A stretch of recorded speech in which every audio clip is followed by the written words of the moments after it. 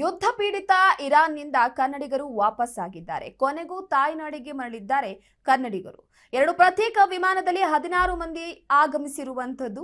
Iran ಹಾಗೆ Israel ನಡುವೆ ನಡೀತಾ ಇರುವಂತಹ ಯುದ್ಧದ ವಿಚಾರ ನಮಗೆಲ್ಲರಿಗೂ ಕೂಡ ತಿಳಿದಿದೆ.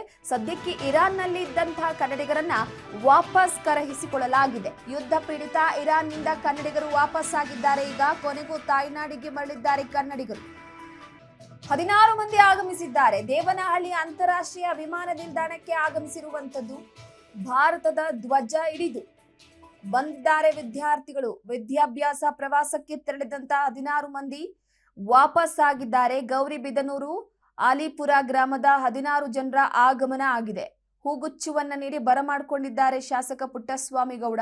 ವಿದ್ಯಾಭ್ಯಾಸ ಮತ್ತು ಕೆಲಸದ ನಿಮಿತ್ತ ತೆರಳಿದಂತಹ ಎಲ್ಲಾ ಕನ್ನಡಿಗರನ್ನ ವಾಪಸ್ ಕರೆಯಿಸಿಕೊಳ್ಳಲಾಗ್ತಾ ಇದೆ. ಸದ್ಯಕ್ಕೆ ಈಗ 16 ಮಂದಿ ವಾಪಸ್ ಆಗಿದ್ದಾರೆ.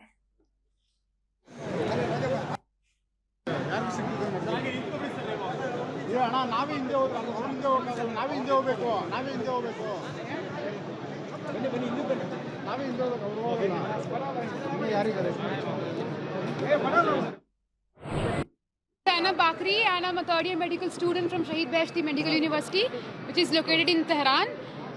As everybody knows, the attacks were heard in main city Tehran.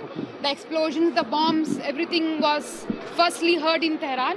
As we were all alone over there without our families, we were all scared because everything was happening very near to us. And we were not with our families. Our families were very scared. And from 4 days, our network was cut down from all over the country. We were very scared about it. But we are really very thankful for the Iranian embassy. Also, most importantly, our Indian embassy, Indian government, our CM, our PM, they helped us a lot with this. As also the airspace in Iran is closed.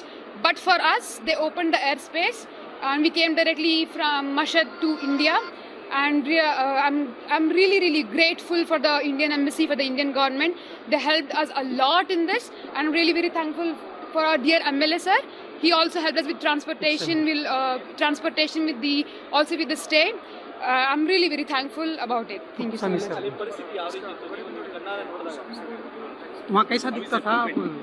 It was really very scary, tumba scary, because we were alone. Nobody was there to look after us. We used to change from one place to another place, one friend's house to another friend's house. So it was really very scary because we had nowhere to go. We had to come to India. Because we are very thankful that Iranian people were very hospitable about it. It was just because of the situation, everything was down. But they were really helpful. Indian embassy was helpful. Iranian embassy was helpful. Everybody was helpful towards us. I was a third-year student, medical, MBBS.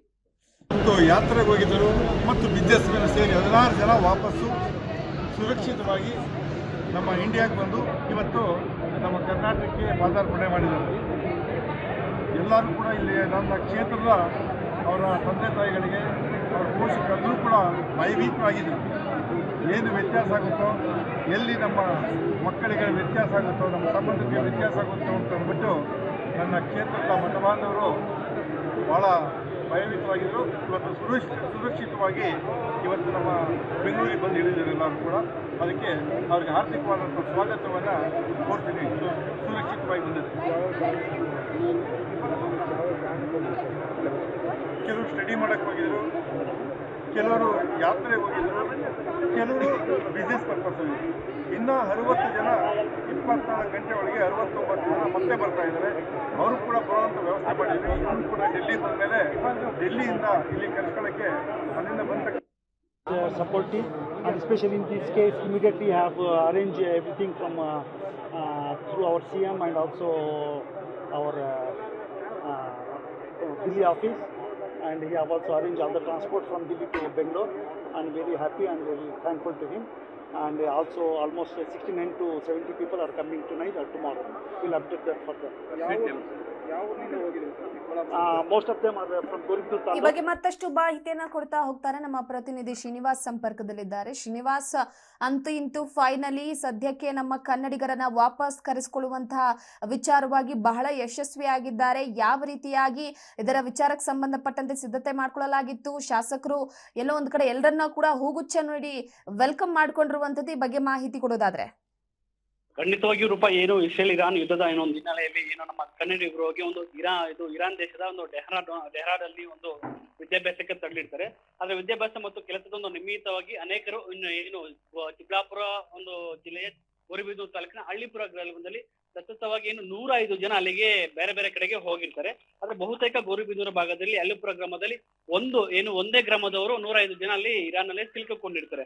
ಆದ್ರೆ ಯುದ್ಧದ ಒಂದು ತುರ್ತು ಪರಿಸ್ಥಿತಿ ಹಿನ್ನೆಲೆಯಲ್ಲಿ ಅಲ್ಲಿಗೆ ಏನು ಮಾಡೋದಕ್ಕಾಗದೆ ಕನ್ನಡಿಗರು ಅಲ್ಲಿಗೆ ಸಿಲುಕಾಕೊಂಡಿರ್ತಾರೆ. ಆದ್ರೆ ಇಂಡಿಯನ್ ಅಂಬಾಸಿ ಅವ್ರಿಗೂ ಬಹಳಷ್ಟು ಅಲ್ಲಿಗೆ ಒಂದ್ ಸ್ವಲ್ಪ ಹೆಚ್ಚಿನದಾಗಿ ಅವ್ರಿಗೆ ಒಂದ್ ಸ್ವಲ್ಪ ಸಪೋರ್ಟಿವ್ ಆಗಿದ್ದು ಅವರನ್ನ ರಕ್ಷಣೆ ಮಾಡುವಂತ ಒಂದು ಕೆಲಸ ನಡೆಯುತ್ತೆ. ಆದ್ರೆ ಇವತ್ತು ಏನು ಈ ಇರಾನ್ ಇಂದ ಇವತ್ತು ತನ್ನ ತಾಯ್ನಾಡಿಗೆ ಏನು ಒಟ್ಟಾರೆ ಇವತ್ತು 22 ಜನ ಬಂದು ಕೆಂಪೇಗೌಡ ಏರ್ಪೋರ್ಟ್ ನಿಲ್ದಾಣದಲ್ಲಿ ಇವತ್ತು ಬಂದು ಜಾಯ್ನ್ ಆಗ್ತಾರೆ. ಆದ್ರೆ ಮೊದಲನೇದಾಗಿ 16 ಜನ ಬರ್ತಾರೆ, ಮತ್ತೆ ಸೆಕೆಂಡ್ ಫ್ಲೈಟ್ ನಲ್ಲಿ 8 ಜನ ಬರೋದಾಗಿ ಒಂದು ಮಾಹಿತಿ ಕೊಡುವಂತದ್ದು. ಆದ್ರೆ ಬಹಳಷ್ಟು ಇಂಡಿಯನ್ ಅಂಬಾಸಿಡರ್ ಬಹಳಷ್ಟು ಸೇಫ್ಟಿಯಾಗಿ ಕರ್ಕೊಂಡ್ಬಂದು ಒಂದು ಏರ್ಪೋರ್ಟ್ಗೆ ತರುವಂತ ಕೆಲಸ ಇವತ್ತು ಮಾಡುತ್ತೆ. ಆದ್ರೆ ಇಲ್ಲಿನ ಒಂದು ಶಾಸಕರು ಪುಟ್ಟಸ್ವಾಮಿಗೌಡ ಅವರು ಸತತವಾಗಿ ಒಂದು ಏರ್ಪೋರ್ಟ್ಗೆ ಹೋಗಿ ಅಲ್ಲಿಂದ ಒಂದು ಕನ್ನಡಿಗರನ್ನು ತಾಯ್ನಾಡಿಗೆ ಬರಮಾಡಿಕೊಂಡು ಅವರಿಗೆ ಒಂದ್ ಸ್ವಲ್ಪ ಹೂಗುಚ್ಛ ಕೊಡುವ ಮುಖಾಂತರ ಇಲ್ಲಿಗೆ ಬರಮಾಡಿಕೊಳ್ತಾರೆ. ಆದ್ರೆ ಇನ್ನು ತಮ್ಮ ಬಹಳಷ್ಟು 105 ಜನದಲ್ಲಿ ಇನ್ನು 22 ಜನ ಮಾತ್ರ ಬಂದಿದೆ. ಇನ್ನು ಉಳಿದಂತವರು ಆದಷ್ಟು ಬೇಗ ಶೀಘ್ರವಾಗಿ ಕಳಿಸ್ಕೊಡ್ತೀವಿ ಅಂತ ಹೇಳಿ ಇಂಡಿಯನ್ ಸಂಬಂಧಿಸಿದರು ಅವರಿಗೆ ಹೇಳಿರುವಂತಹ ಮಾಹಿತಿ ಇರುವುದು. ಆದ್ರೆ ಒಟ್ಟಾರೆಯಾಗಿ ಏನು ಇರಾನ್ ನಲ್ಲಿ ಸಿಲುಕಿರುವಂತಹ ಕನ್ನಡಿಗರು ಮತ್ತೆ ತಾಯ್ನಾಡಿಗೆ ಬರುವುದು ಅವರಿಗೆ ಬಹಳಷ್ಟು ಒಂದ್ ಸ್ವಲ್ಪ ಸಂತೋಷದ ಒಂದು ಕಾರಣವಾಗಂತಾನೆ ಹೇಳಬಹುದು ರೂಪ. ಓಕೆ, ಥ್ಯಾಂಕ್ ಯು ನಿಮ್ಮೆಲ್ಲ ಮಾಹಿತಿಗಾಗಿ ಶ್ರೀನಿವಾಸ್. ಪ್ರಮುಖವಾಗಿ ನೋಡಿ, ಸದ್ಯದ ಮಟ್ಟಿಗೆ ಒಂದ್ ಕಡೆ ಈಗಾಗಲೇ ಯುದ್ಧದ ಕಾರ್ಮೋಡ ಇರಾನ್ ಹಾಗೆ ಇಸ್ರೇಲ್ ಮಧ್ಯೆ ಕವಿದಿರುವಂತದ್ದು. ಯಾವ ಸಂದರ್ಭದಲ್ಲಿ ಏನಾಗುತ್ತೆ ಅಂತ ಹೇಳೋದಕ್ಕೆ ಸಾಧ್ಯ ಇಲ್ಲ. ನಮ್ಮ ದೇಶದವರ, ನಮ್ಮ ಜನರ ಆತ್ಮರಕ್ಷಣೆ, ಪ್ರಾಣ ರಕ್ಷಣೆ ಎರಡೂ ಕೂಡ ಬಹಳ ಮುಖ್ಯ ಆಗಿರುತ್ತೆ. ಹಾಗಾಗಿ ಸದ್ಯದ ಮಟ್ಟಿಗೆ ಇರಾನ್ ನಲ್ಲಿ ಪ್ರವಾಸದಲ್ಲಿದ್ದಂತಹ, ಕೆಲಸಕ್ಕೆ ಹೋಗಿದ್ದಂತಹ, ವಿದ್ಯಾಭ್ಯಾಸಕ್ಕೆ ಹೋಗಿದ್ದಂತಹ, ಜೀವನವನ್ನ ಕಟ್ಕೊಳ್ಳೋದಕ್ಕೆ ಬೇರೆ ದೇಶದಲ್ಲಿ ನೆಲೆಸಿದ್ದಂತಹ ಇವರೆಲ್ಲರನ್ನ ಕೂಡ ಸದ್ಯದ ಮಟ್ಟಿಗೆ ನಮ್ಮ ತಾಯ್ನಾಡಿಗೆ ವಾಪಸ್ ಕರೆಸ್ಕೊಳ್ಳುವಂತಹ ವಿಚಾರವಾಗಿ ಬಹಳ ಯಶಸ್ವಿಯಾಗಿ ನಡೆದಿರುವಂತದ್ದು. ಇರಾನ್ ನಲ್ಲಿದ್ದಂತಹ ಈಗ 16 ಮಂದಿ ಕನ್ನಡಿಗರು ವಾಪಸ್ ಆಗಿದ್ದಾರೆ. ಇನ್ನೂ ಕೂಡ ಕೆಲವೊಂದಿಷ್ಟು ಜನರನ್ನ ಕರೆಸ್ಕೊಳ್ಳಲಾಗ್ತಾ ಇದೆ. ಆದರೆ ತಮ್ಮ ಕ್ಷೇತ್ರದ ವ್ಯಾಪ್ತಿಯಲ್ಲಿ ಬರುವಂತಹ ಕನ್ನಡಿಗರನ್ನ ವಾಪಸ್ ಕರೆಸ್ಕೊಳ್ಳುವಂತಹ ವಿಚಾರವಾಗಿ ಕೂಡ ಶಾಸಕರುಗಳು ಫುಲ್ ಅಲರ್ಟ್ ಆಗಿದ್ದಾರೆ. ಈಗ ವಿದ್ಯಾಭ್ಯಾಸಕ್ಕೆ, ಕೆಲಸಕ್ಕೆ ಹೋಗಿದ್ದಂತಹ ಪ್ರತಿಯೊಂದು ಕನ್ನಡಿಗರನ್ನ ಕೂಡ ಕರೆಸ್ಕೊಳ್ಳುವಲ್ಲೂ ಬಹಳ ಯಶಸ್ವಿಯಾಗಿದ್ದಾರೆ. ಈಗಾಗಲೇ ಇಸ್ರೇಲ್ ಹಾಗೆ ಇರಾನ್ ನಡುವೆ ಯುದ್ಧದ ಕಾರ್ಮೋಡ ದಿನದಿಂದ ದಿನಕ್ಕೆ ಜಾಸ್ತಿ ಆಗ್ತಾ ಇದೆ. ಇದರ ನಡುವೆ ಅಮೆರಿಕ ಕೂಡ ಪ್ರವೇಶದ ವಿಚಾರವಾಗಿ ಇಂಡೈರೆಕ್ಟ್ಲಿ ಸೂಚನೆಯನ್ನ ನೀಡುತ್ತಾ ಹೋಗ್ತಾ ಇದೆ. ಸೊ ಹಾಗಾಗಿ ಯಾವ ಸಂದರ್ಭದಲ್ಲಿ ಅತಿ ದೊಡ್ಡದಾಗಿ ಯುದ್ಧ ಸಂಭವಿಸಿತು ಗೊತ್ತಿಲ್ಲ.